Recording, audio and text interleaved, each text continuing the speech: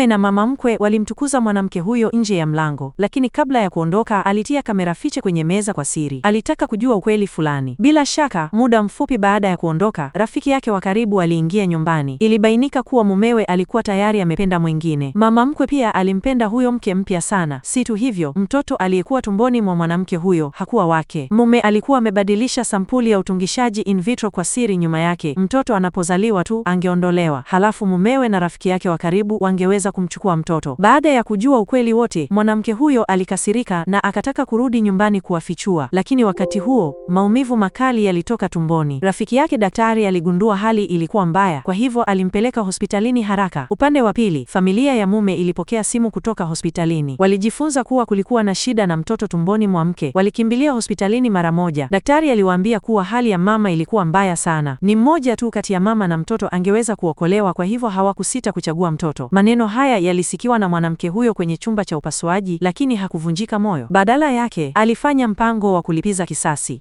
Aliikabidhi chupa ya muhuri kwa rafiki yake daktari na akamwamuru aipe siku ya ushirikiano wa mumewe. Muda mfupi baadaye, daktari alitoka nje ya chumba cha upasuaji. Aliwaambia familia kuwa mama alikuwa amefariki baada ya kumzaa mtoto wa kiume. Mume wa mwanamke huyo alihuzunika na akapiga magoti chini.